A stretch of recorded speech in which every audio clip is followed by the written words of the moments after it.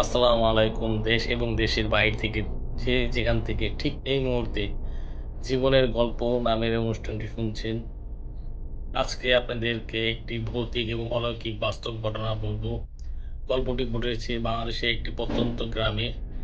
সেই গ্রামের একজন সেই গ্রামে বসবাস করত রহিম ও তার পরিবার। আমি ঠিক তার মতো এই গল্পটি আপনাদের কাছে বলছি।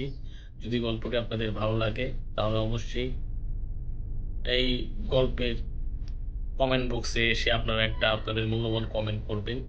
আশা করি গল্পটি আপনাদের ভালো লাগবে। ঠিক আমি রহিমের মতো বলছি। আমার নাম রহিম। আজ আমি আপনাদের এমন একটি সত্য ঘটনা বলতে যাচ্ছি, যেটা মনে পড়লে এখনো আমার শরীর কেঁপে ওঠে। ঘটনাটা অনেক পুরনো।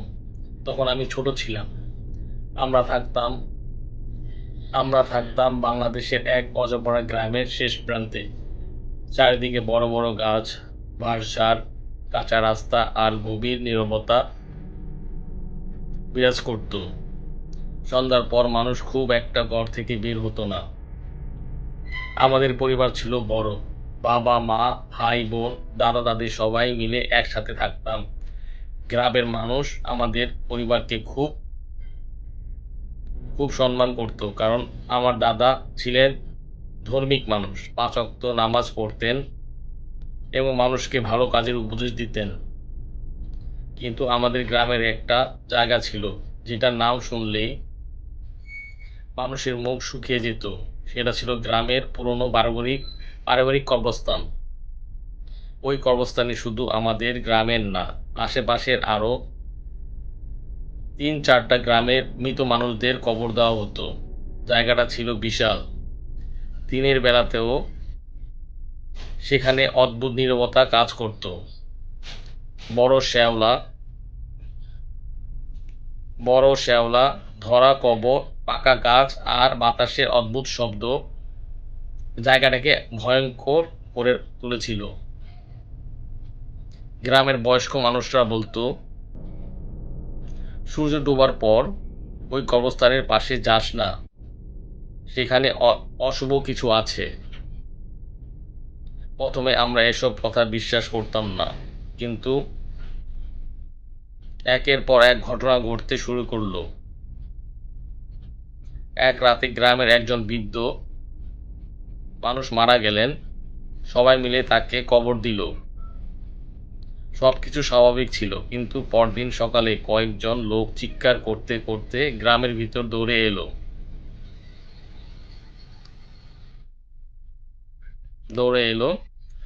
কিন্তু পরদিন সকালে কয়েকজন লোক চিৎকার করতে করতে গ্রামের ভিতরে দৌড়ে এলো। তারা বলল, কবর খোলা, কবর খোলা। সবাই দৌড়ে কবরস্থানে গেলাম। গিয়ে দেখি নতুন কবরের মাটি ছড়িয়ে আছে, কাফনের কিছু অংশ বাইরে পড়ে আছে, যেন কেউ রাতের অন্ধকারে কবর খুঁড়ে ফেলেছে। তো গ্রামের মানুষ ভাবলো হয়তো বা শিয়াল বা কোনো বন্য প্রাণী করেছে এই ঘটনাটা।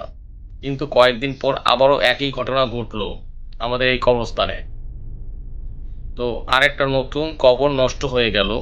এভাবে কয়েক সপ্তাহের মধ্যে অনেক কবর ক্ষতিগ্রস্ত হতে লাগলো। রাত হলেই কবরস্থানে থেকে অদ্ভুত শব্দ ভেসে আসতো, কখনো কান্না, কখনো হাসি, আবার কখনো মনে হতো কেউ মাটি খুঁড়ছে। তো মানুষ আতঙ্কে সন্ধ্যার পর ঘর থেকে বের হওয়া বন্ধ করে দিল। প্রথমে ভয় বের করে দিল। তো মানুষ আতঙ্কে সন্ধ্যার পর ঘর থেকে বের হওয়া বন্ধ করে দিল। প্রথম ভয়ঙ্কর রাত। একদিন আমার বাবা রাতে বাড়ি ফিরছিলেন পাশের গ্রাম থেকে। রাস্তায় কবরস্থানের পাশ দিয়ে গেছে রাস্তাটা ঠিক কবরস্থানের পাশ দিয়েই গেছে। হঠাৎ তিনি শুনলেন কেউ তার নাম ধরে ডাকছে, রহিমের বাবা, দাঁড়াও। তো বাবা পিছনে তাকালেন, কেউ নেই। আবার ডাক এলো, এদিকে তাকাও। বাবা ভয় পেয়ে দ্রুত হাঁটতে লাগলেন। ঠিক তখনই তিনি দেখলেন ঠিক তখনই তিনি যা দেখলেন ঠিক তখন তিনি যা দেখলেন, কবরস্থানের মাঝখানে সাদা কাপড়ে মোড়ানো একটি লম্বা ছায়া দাঁড়িয়ে আছে। ছায়াটা মানুষের মতো, কিন্তু অস্বাভাবিক মানুষের চেয়েও অনেক বেশি লম্বা। স্বাভাবিক মানুষের চেয়ে অনেক বেশি লম্বা। তার চোখ দুটো আগুনের মতো জ্বলজ্বল করছিল এবং উজ্জ্বল ছিল। বাবা দৌড়ে বাড়ি ফিরে এলেন। সেই রাতের পর দিন কয়েকদিন বাবা জ্বরে পড়েছিলেন। গ্রামের আতঙ্ক ধীরে ধীরে পুরো গ্রামে ছড়িয়ে পড়তে শুরু করলো। মানুষ বলতে লাগলো, ওই কর্মস্থানে একটা দুষ্ট জিন বাসা বেঁধেছে। কেউ কেউ বলতো তারা রাতে কালো ছায়া দেখছে, কেউ বলতো কবরের ভিতর থেকে গঙ্গানির শব্দ শোনা যায়। তো একজন যুবক সাহস করে এক রাতে কবরস্থানে পাহারা দিতে গিয়েছিল। পরদিন সকালে তাকে অজ্ঞান অবস্থায় সেখানে পাওয়া যায়। তো জ্ঞান ফেরার পরে সে শুধু একটা কথাই বলেছিল, ওটা মানুষ না, ওটা মানুষ না। তারপর থেকে সে মানসিক ভারসাম্য হারিয়ে ফেলেছিল।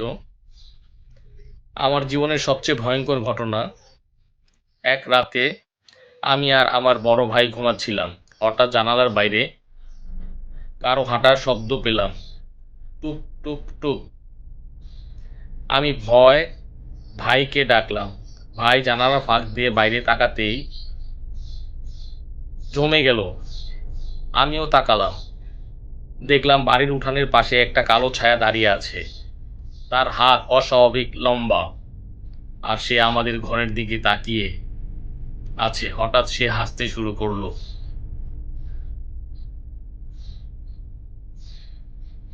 একটা ভয়ঙ্কর কর্কট হাসি। সে হাসিটা অনেক ভয়ঙ্কর এবং কর্কশ ছিল। তারপর মুহূর্তের মধ্যে অন্ধকারে মিলিয়ে গেল। সেই রাতে আমরা কেউ ঘুমাতে পারিনি। তো অবশেষে আমাদের গ্রামে একজন হুজুরের আগমন হলো। তো গ্রামের মানুষ সিদ্ধান্ত নিল একজন বড় আলেমকে ডাকা হবে। কয়েকদিন পর দূরের এক গ্রাম থেকে একজন হুজুর এলো। তার লম্বা দাড়ি, সাদা পাঞ্জাবি আর হাতে তসবিহ ছিল। তিনি খুব শান্ত স্বভাবের মানুষ ছিলেন। গ্রামের সবাই তাকে সব ঘটনা খুলে বলল। সব শুনে তিনি কিছুক্ষণ চুপ করে রইলেন। তারপর বললেন, এখানে খুব শক্তিশালী একটা জিন আছে, কিন্তু ভয় পেও না, আল্লাহর রহমতে সব ঠিক হবে। সেই রাতে তিনি কবরস্থানে যাওয়ার সিদ্ধান্ত নিলেন।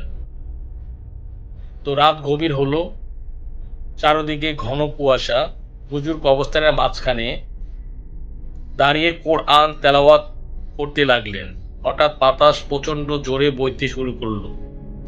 গাছগুলো অস্বাভাবিকভাবে নড়াচড়া ঝুলছিল। তারপর কবরস্থানের এক কোণা থেকে কালো ধোঁয়া মতো কিছু বের হতে লাগলো। ধীরে ধীরে সেটা মানুষের আকৃতিতে নিল। একটা বিশাল কালো জিন, তার চোখে রক্তের মতো লাল, মুখ থেকে আগুনের মতো ধোঁয়া বের হচ্ছিল। সে গর্জন করে বলল, এই জায়গা আমার, চলে যাও। কিন্তু হুজুর ভয় পেলেন না। তিনি আরো জোরে জোরে আয়াত পড়তে লাগলেন। হঠাৎ চারদিকে অদ্ভুত আলো ছড়িয়ে পড়ল। অবিশ্বাস্য সত্য, ঠিক তখনই আরেকটা ছায়া দেখা দিল।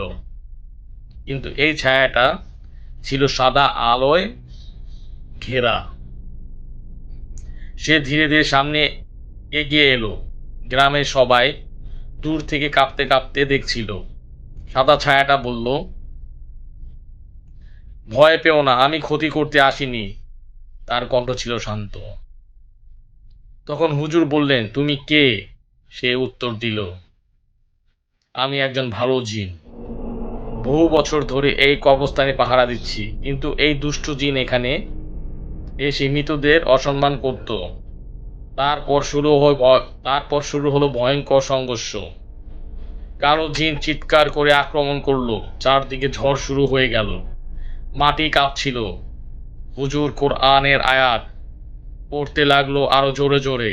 আর সাদা জিন দুষ্ট জিনের বিরুদ্ধে লড়াই করছিল।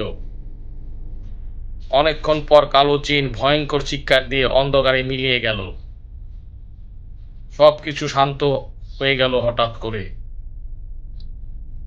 পরদিন সকাল থেকে গ্রামের সব অদ্ভুত ঘটনা বন্ধ হয়ে যায়। কবরে আর কেউ কবর আর কেউ নষ্ট করে না। রাতে ভয়ঙ্কর শব্দ বন্ধ হয়ে গেল। কিন্তু সবচেয়ে আশ্চর্যজনক বিষয় হলো, যে হুজুর আমাদের সাহায্য করেছিলেন, তিনি পরদিন সকালে কাউকে কিছু না বলে হঠাৎ অদৃশ্য হয়ে যায়। অনেক খোঁজাখুঁজি করেও তাকে আর পাওয়া যায়নি। শুধু কবরস্থানের পাশে একটা পুরনো গাছের নিচে একটি তসবিহ পাওয়া গিয়েছিল। আজও গ্রামের মানুষ বিশ্বাস করে সেই হুজুর আসলে সে সাধারণ মানুষ ছিলেন না। তিনি ছিলেন আল্লাহর রহমতে পাঠানো এক ভালো জিন। আর সেই কবরস্থানের পাশ দিয়ে গেলে আজও মাঝরাতে অদ্ভুত ঠান্ডা বাতাস অনুভব করা যায়। মনে হয় কেউ এখনো অন্ধকারের ভিতর থেকে তাকিয়ে আছে, চুপচাপ, নীরবে। বন্ধুরা, এই যে রহিমের যে গল্পটা ছিল, এই গল্পের মধ্যে তাদের পারিবারিক একটি কবরস্থান ছিল। এই কবরস্থানের এই রহিমের যে গ্রাম, সেই গ্রামের মানুষদেরকে কবর দেওয়া হতো। পাশাপাশি আরো ৩ থেকে ৪ টা গ্রামের মানুষের এখানে কবর দেওয়া হতো। কিন্তু এই কবরস্থানে একটি ভয়ঙ্কর এবং দুষ্ট জিন ছিল। সে প্রতিনিয়ত কবর থেকে মানুষের লাশ উঠিয়ে লাশটি সে খেয়ে ফেলত।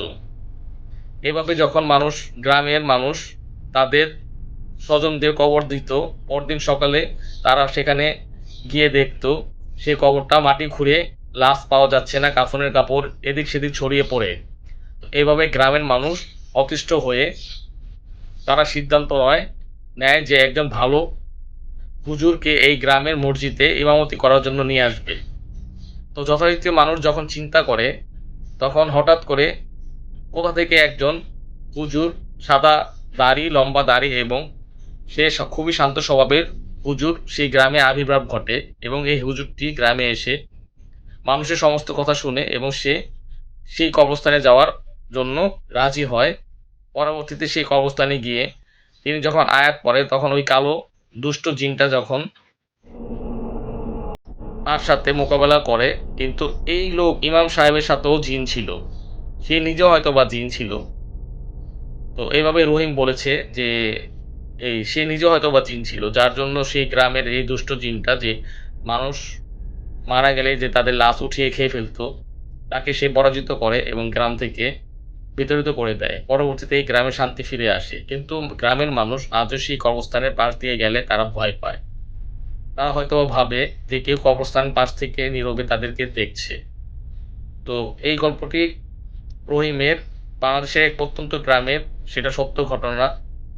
তো এইভাবেই যুগে যুগে জিন জাতি মানুষদেরকে ক্ষতি করেছে। পরবর্তীতে আল্লাহর রহমতে মানুষও জিন জাতিকে তাদের পাপ কাজ থেকে তাদেরকে